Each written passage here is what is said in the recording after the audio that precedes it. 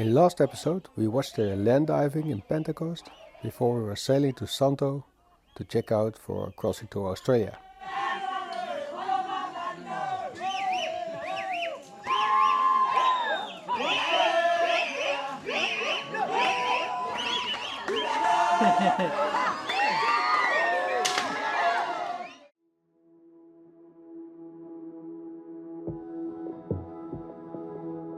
So let me start by saying that we should have taken a reef from the very beginning. That's clear, no discussion. The crossing to Santo was more exciting than we expected up front. There was much more wind than forecasted, and we learned a lesson or two about reefing and the balance of the boat.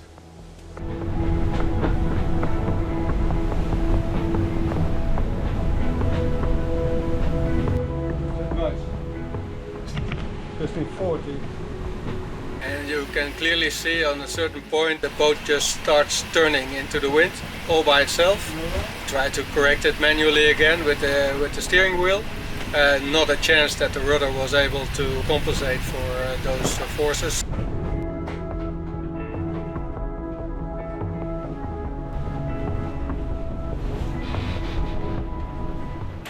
Last couple of miles on the engine.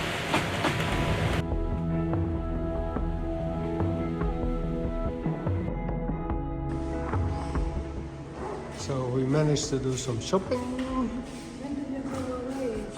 Clearance.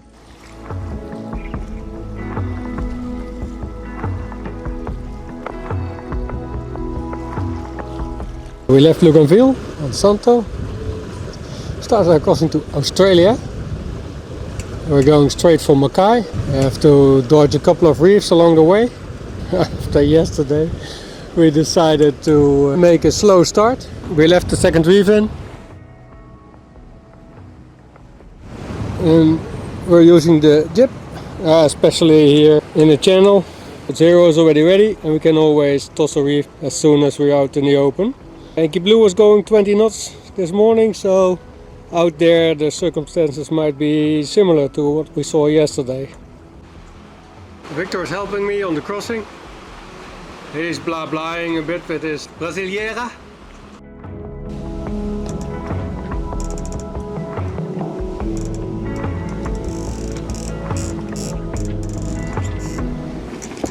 Well, not a very impressive beginning.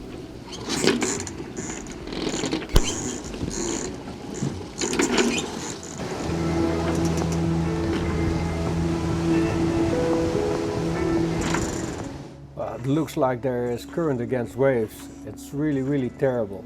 It's not a nice way to say goodbye to us, Vanuatu.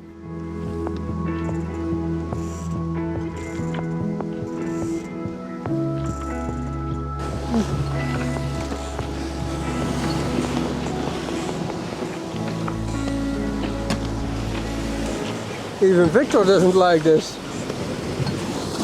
Wow. Hey! We can only hope that it's gonna be better around the corner.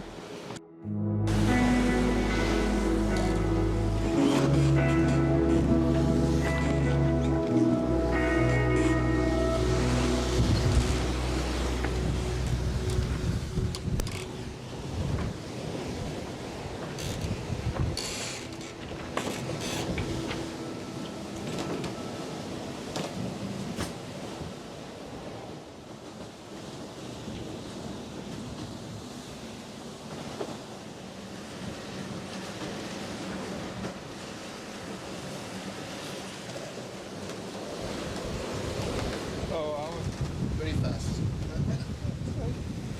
The reef in the main, full jib out, still making 11 knots, about 25 knots of wind. The big sea, so yeah, it's a bit uncomfortable. That's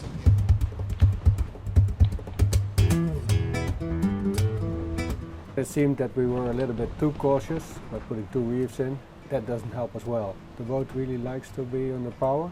So we headed up into the winds and tossed one of the reefs.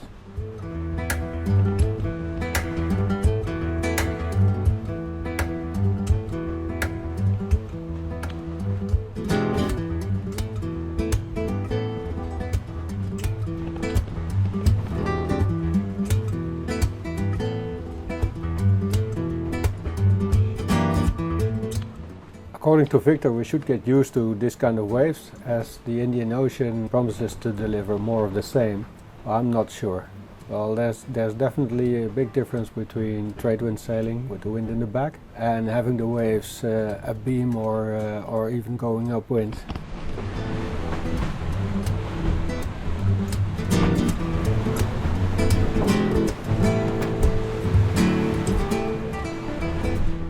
I think Marijke was following us every hour from Holland on the tracker and then doing average speeds way above 10 knots. Might have made her assume that we had too much sail on.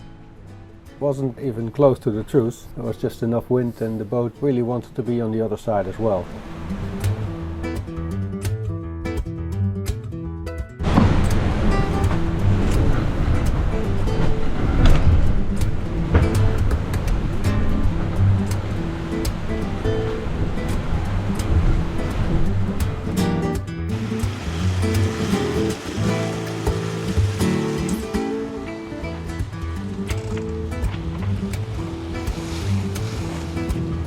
Even in 4-meter waves. French specialty, confit de canard. Du canard avec la purée et des petits pois. Ah, très bien. Delicieux. As mentioned earlier, back to 10 knots on average, including hoisting the sail and going to the channel and the bumping around. Let's look at our average speed just for today. It's 10.3.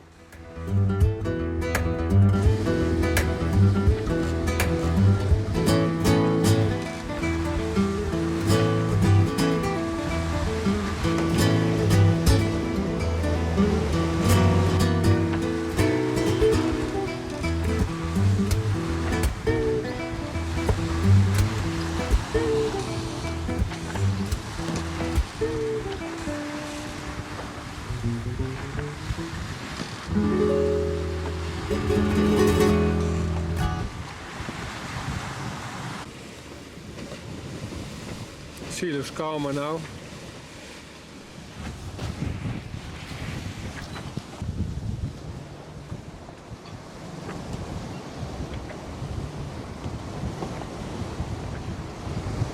So what can you tell me about this crossing? Started with strong wind at the beginning, first 2 days. Pretty rough, big sea, a bit uncomfortable, but okay. And then very nice condition after that.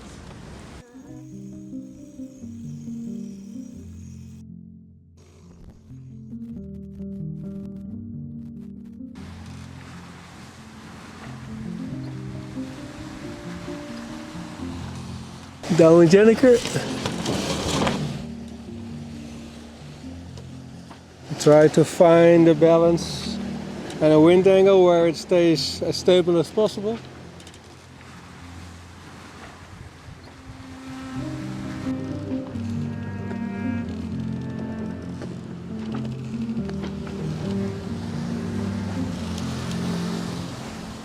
Since this morning, the sailing is so smooth.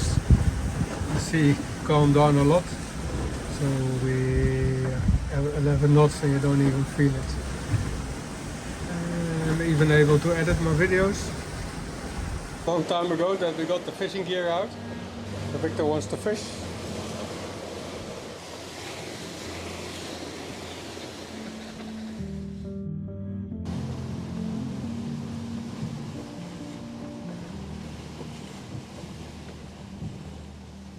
Almost halfway.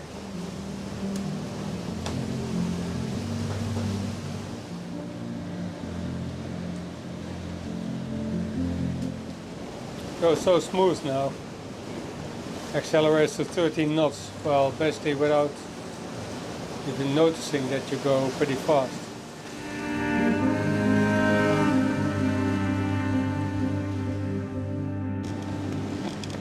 Everything is salt. The cracking that you hear is just the salt in the lines.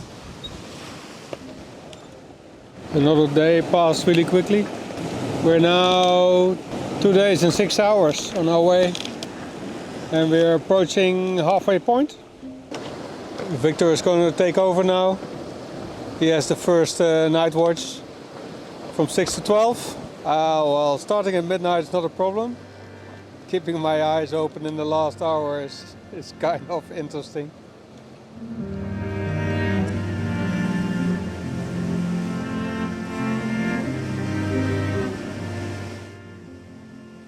So first we had a big wind shift, over 100 degrees, after a period of very little wind, just 5 to 8 knots. Now the wind has picked up and is changing in the right direction as well, delivering us a VMG of over 11 knots.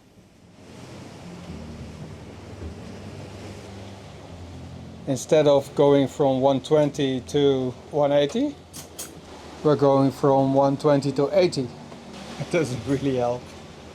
Let's have some patience and see what's happening now. As we had changing conditions all the time, we had to change the sails a couple of times a day. Code 0 on, code 0 off, Jenniker on, Jenniker off. I think Victor even furled the Solent one time. Well, that must have been the first for that sail. We never do that. There's a bird that came 3 times up to 20 centimeters off Victor.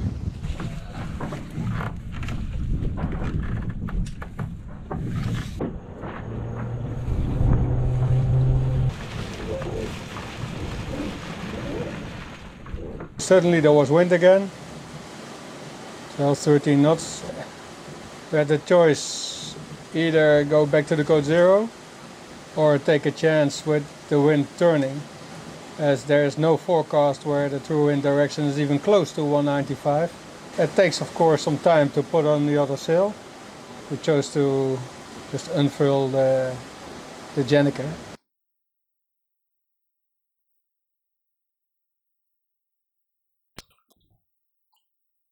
Definitely not doing what I want yet.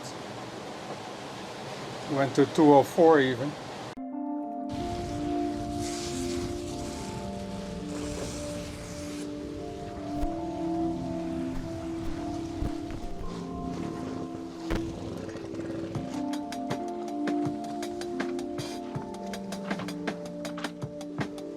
A better VMG in the end.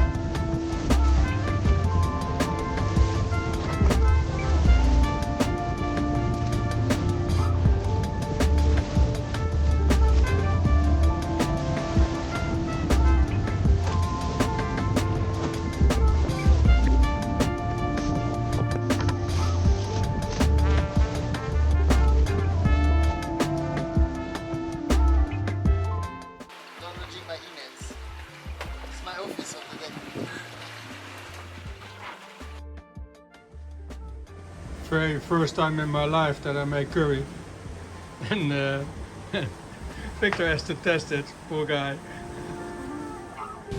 Suddenly the wind is back. It seems we made a good choice by putting the Code 0 on. We're immediately at the limit of the sail. Sea is kind of flat, so this is quite okay. We're going 11-12 knots right away.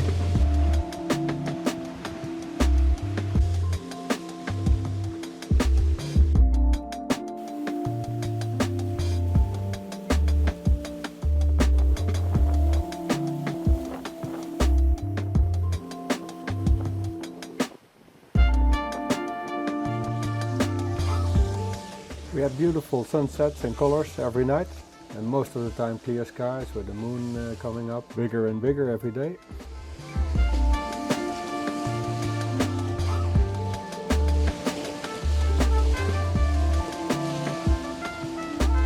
Well, it's beautiful night, a clear sky. That was very nice. The watches, boat is fine, no problem at all.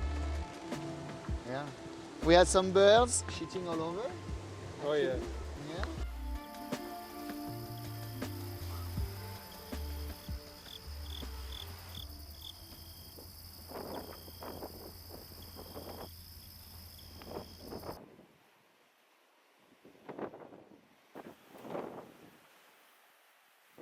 And Predict Wind Offshore already warned us for the tacking ahead once we reach the Great Barrier Reef. Look at this. Those wind shifts are incredible. And it's the whole time. I wonder why. Maybe somebody knows an explanation. Code 0, code G, code 0, code G. Nice.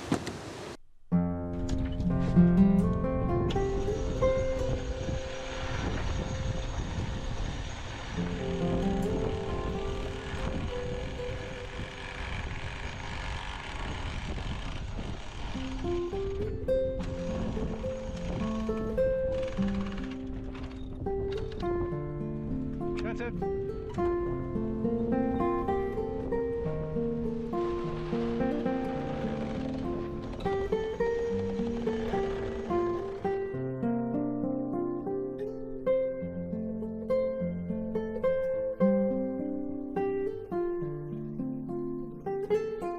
There's quite a bit of space here in the bow compartments.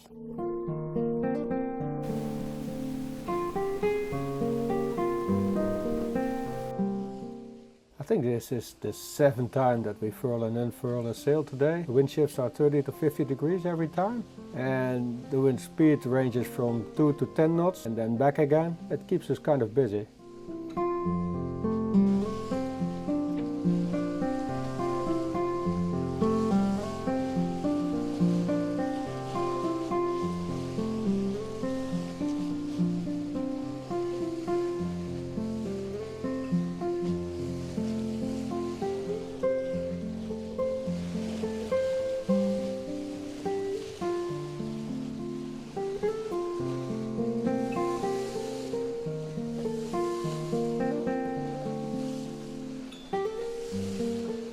I think I have to put it a little bit tighter.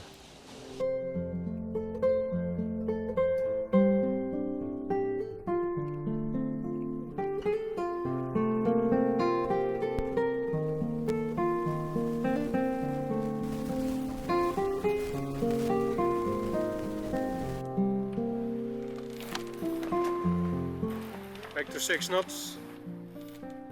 We had 11 a minute ago. Well, we'll get there. But it's not going to be on Monday, that's for sure.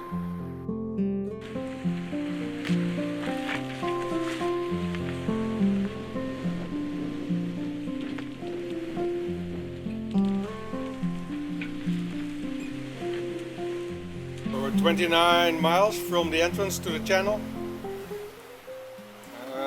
We have to pay attention there as there's a lot of traffic. Well, not a lot. A lot more than we've seen along the way. And the arrival here is kind of complex, or? So yeah, actually I think we're just getting to the most interesting part. So we should arrive to the waypoint maybe in the next 2 hours. It will be 12 o'clock. And then we still have 100 miles to navigate through the Great Barrier Reef to get to Mackay. The good news is there is current and it will be with us. We're going to have 4 knots of current with us. I'm not sure for how long, but this will help. We'll be navigating at night, but I'm sure it's very well lit and the charts are very accurate. You hardly see the speed. 12 knots, 13 knots, 14 knots.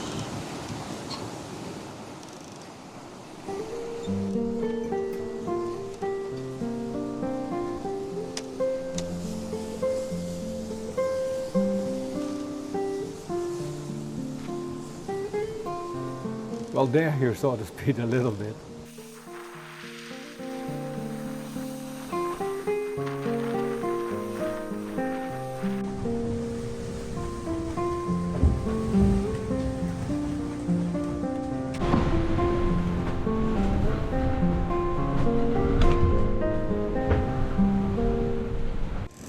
Good to see that we're able to learn.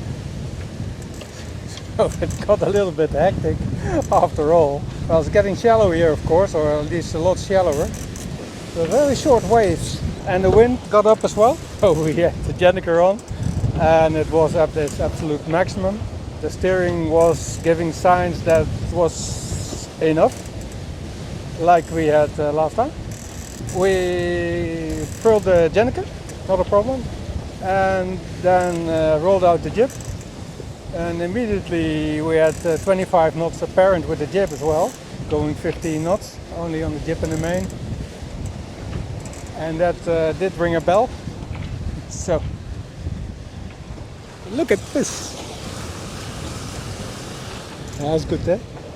Not one reef, but two reefs to go into the channel.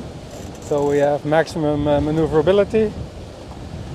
The dagger board is already down. It would have been way too much apparent wind, even for the jib. Shit! Yeah, you were just in time. And you saw that the autopilot was on S. Yeah. So it just stopped. Disconnected, it was on standby. And I saw the boat going into the wind. Ran to the station, took the helm. Good reaction, man. Another nice feature they have here is virtual cardinals. So these two buoys don't exist. They're only in the map as an AIS object. So you're warned on AIS for their distance and whether it's safe or dangerous. There's only one ship in our neighborhood and the other two are buoys. And here I'm double checking that we stay outside of the area with the dotted line.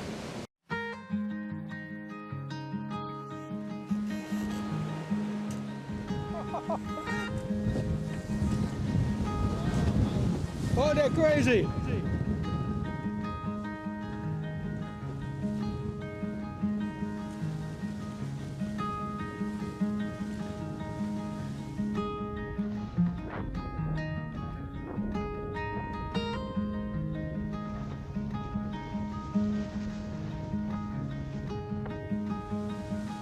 Oh, that's a nice welcome.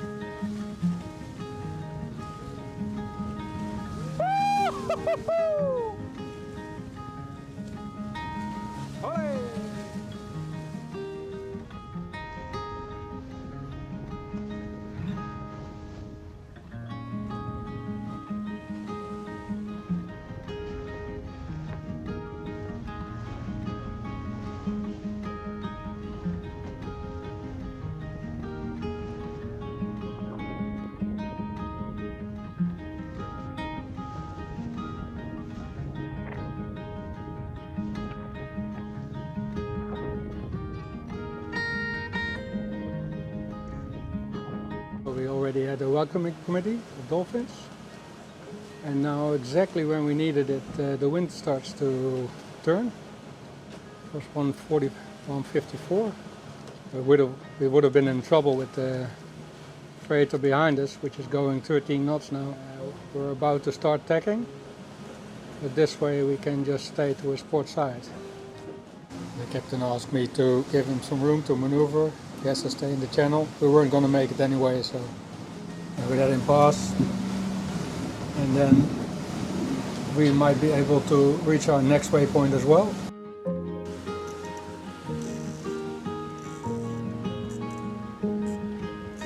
No problem, back. And now we're getting in the area where the current is.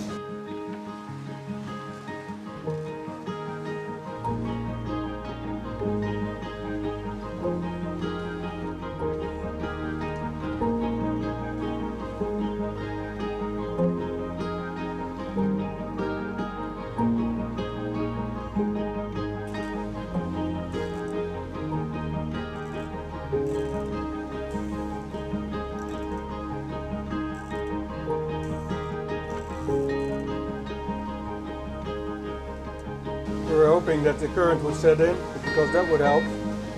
So this is not a perfect day. Tacking. And we're not there yet, but if we reach this Bolton Reef there on the bottom, from there we should be able to sail all the way to Mackay. bouncing. So we have to warn the others that they have to save some energy. It was already clear that we wouldn't arrive in the light. Actually, it's going to be in the middle of the night, as this is not really working. Especially the middle part of the 19 miles from the outside of Great Barrier Reef to Mackay. slowed us really down, and we needed 18 hours for the total 90 miles, even though our speed at the beginning and at the very end were pretty good.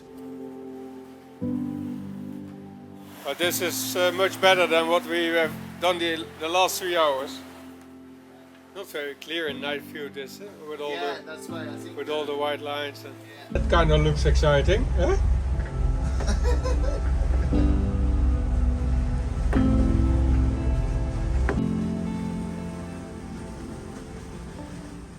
Almost there. 16 miles to go, so we will have built for 1150 miles. We came from Vanuatu. 1150 miles. 12,000 to fill the Great Barrier Reef.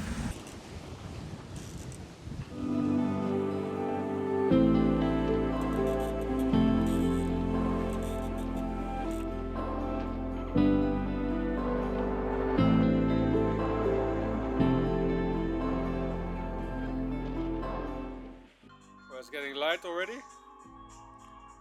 We safely parked the boat in the marina, but it was closed because there was some kind of pontoon not on the map at the entrance and not very well lit, well not lit, and we almost hit it.